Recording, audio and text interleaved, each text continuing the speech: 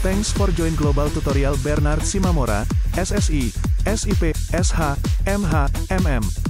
Subscribe, like, and share. Selamat mengikuti. Pengantar ilmu hukum. Topik ke-13 dari 80 topik. Definisi hukum, bagian pertama. Menurut L.J. van Apeldoorn dalam bukunya yang berjudul Inleiding tot de Studie van het Nederlandse Recht, tidak mungkin mendefinisikan suatu hukum karena sangat sulit dalam pelaksanaannya. Hukum yang didefinisikan tersebut sama dengan kenyataannya. Immanuel Kant juga pernah menulis, Nog zoeken die juristen eine definition zu ihrem begrip von Recht, artinya, masih juga para sarjana hukum mencari-cari suatu definisi tentang hukum. Ucapan tersebut sampai sekarang masih berlaku, namun setiap pembatasan tentang hukum yang diperoleh, belum pernah memberikan kepuasan.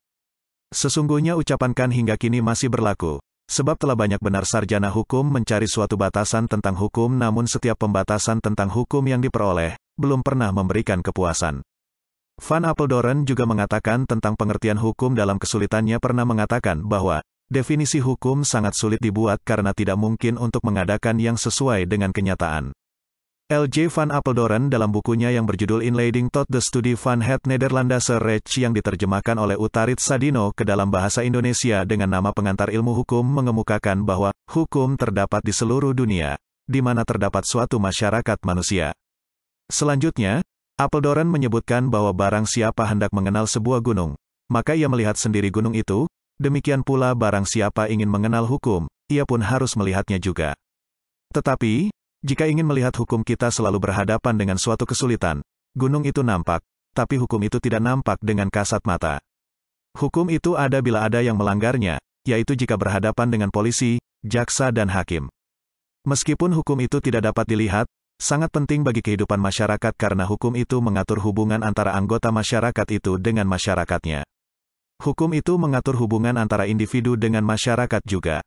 Ikis mengemukakan bahwa, disebabkan hukum tidak dapat ditangkap oleh panca indera, maka adalah sulit untuk membuat suatu definisi tentang hukum, yang dapat memuaskan orang pada umumnya.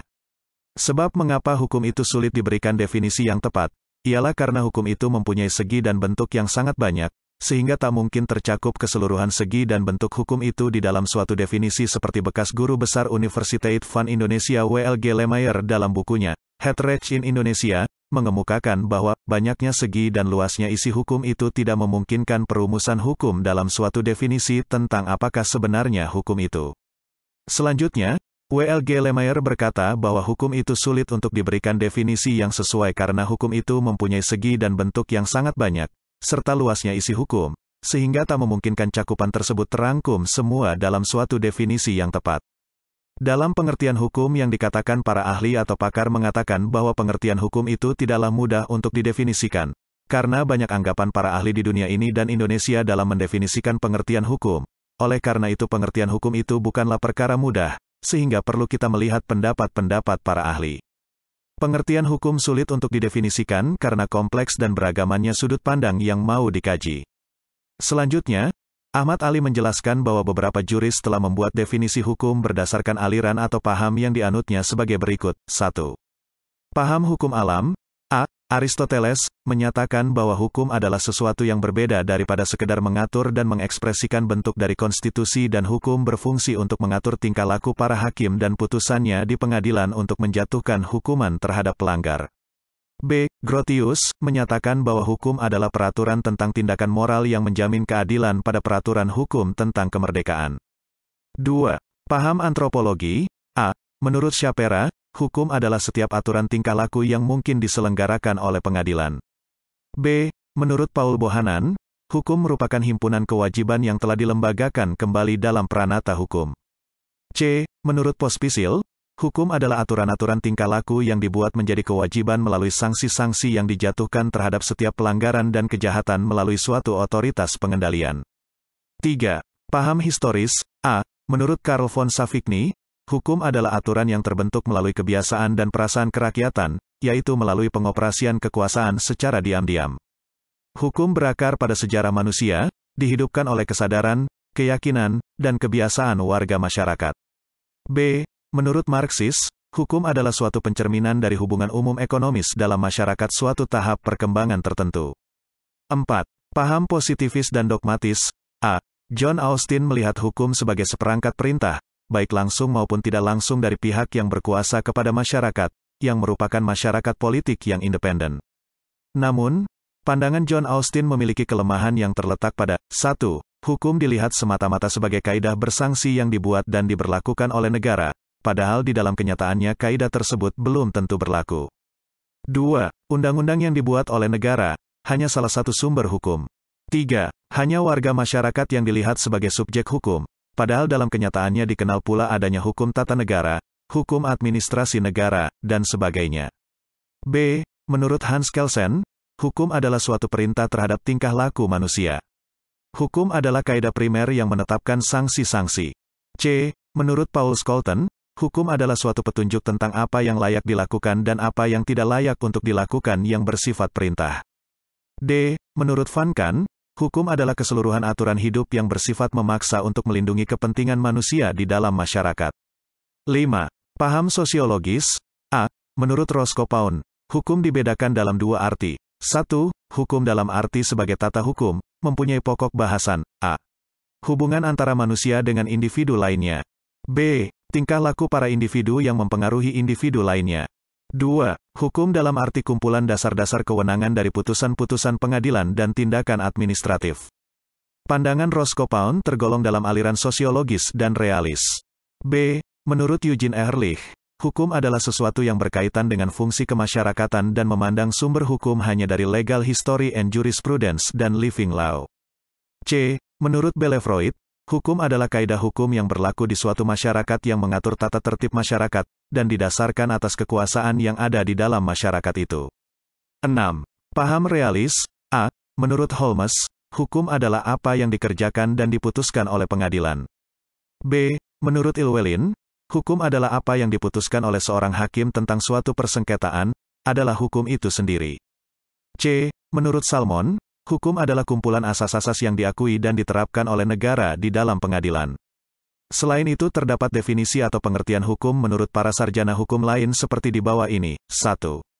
Menurut E.M. Myers dalam bukunya, De Algemene Begriffen van het Burgerlijk, hukum ialah semua aturan yang mengandung pertimbangan kesusilaan, ditujukan kepada tingkah laku manusia dalam masyarakat, dan menjadi pedoman bagi penguasa negara dalam melaksanakan tugasnya. 2. Menurut Leon Duguid, hukum adalah aturan tingkah laku anggota masyarakat, aturan yang daya penggunaannya pada saat tertentu diindahkan oleh suatu masyarakat sebagai jaminan dari kepentingan bersama dan yang pelanggaran terhadapnya akan menimbulkan reaksi bersama terhadap pelakunya. 3.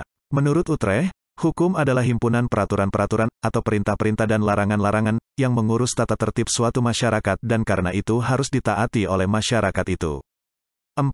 Menurut Mohtar Kusumaatmadja, hukum adalah keseluruhan asas-asas dan kaidah-kaidah yang mengatur kehidupan manusia dalam masyarakat, dan juga meliputi lembaga-lembaga, institutions, dan proses-proses yang mewujudkan berlakunya kaidah itu dalam masyarakat sebagai suatu kenyataan. 5. Menurut S.M. Amin, hukum merupakan kumpulan-kumpulan peraturan-peraturan yang terdiri dari norma, dan sanksi-sanksi itu disebut hukum dan tujuan hukum itu adalah mengadakan ketatatertiban dalam pergaulan manusia, sehingga keamanan dan ketertiban terpelihara. 6. Menurut J.C.T. Simorangkir dan Wujono Sastropranoto, hukum adalah peraturan-peraturan yang bersifat memaksa, yang menentukan tingkah laku manusia dalam lingkungan masyarakat, yang dibuat oleh badan-badan resmi yang berwajib, dan yang pelanggaran terhadapnya mengakibatkan diambilnya tindakan, yaitu hukum tertentu. 7.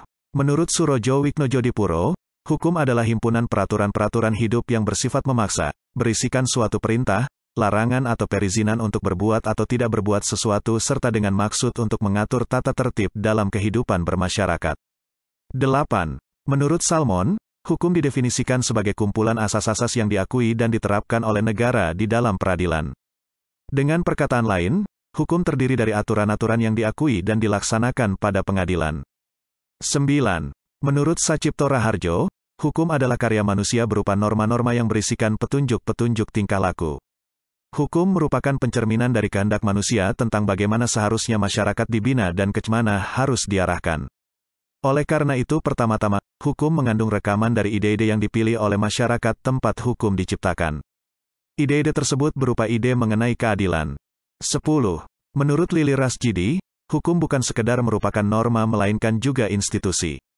11. Menurut Sudikno Mertokusumo, hukum adalah keseluruhan kumpulan peraturan-peraturan atau kaidah-kaidah dalam suatu kehidupan bersama, keseluruhan peraturan tentang tingkah laku yang berlaku dalam suatu kehidupan bersama, yang dapat dipaksakan pelaksanaannya dengan suatu sanksi. 12. Menurut Van Vollenhoven, hukum adalah suatu gejala dalam pergaulan hidup yang bergejolak terus-menerus dalam keadaan bentur-membentur tanpa henti-hentinya dengan gejala lainnya. Kesulitan mendefinisikan hukum sebagaimana digambarkan oleh pendapat para ahli tersebut, ditegaskan kembali oleh Ahmad Ali bahwa hukum memang pada hakikatnya adalah sesuatu yang abstrak, meskipun dalam manifestasinya bisa berwujud konkret. Oleh karena itu pertanyaan tentang apakah hukum, senantiasa merupakan pertanyaan yang jawabannya tidak mungkin satu. Dengan lain perkataan, persepsi orang tentang hukum itu beraneka ragam, tergantung dari sudut mana mereka memandangnya. Immanuel Kant berpendapat tentang hukum bahwa tidak seorang yuris pun yang mampu membuat satu definisi hukum yang tepat. C.S.T. Kansil mengemukakan bahwa, sesungguhnyalah apabila kita meneliti benar-benar, akan sulitlah bagi kita untuk memberi definisi tentang hukum. Para sarjana hukum sendiri belum dapat merumuskan suatu definisi hukum yang memuaskan semua pihak. Itulah materi topik ke-13 pengantar ilmu hukum. Channel ini akan sangat membantu masyarakat umum dan para mahasiswa di perguruan tinggi manapun di Indonesia. Ratusan video tutorial S1 Ilmu Hukum, S1 Ilmu Pemerintahan, S1 Ilmu Komunikasi, S1 Ilmu Manajemen, S1 Ilmu Administrasi dan lainnya disajikan di channel. Video tutorial dituturkan dan disubtitelkan agar dapat ditonton, dibaca sambil didengarkan. Jangan khawatir jika tidak langsung paham. Untuk pemahaman yang lebih baik, putar dan dengarkan video tutorial berulang-ulang. Subscribe dan like, agar Anda mendapatkan update tutorial lainnya. Bagikan juga link video ini, agar teman lain juga mendapatkan manfaat channel ini. Sampai jumpa.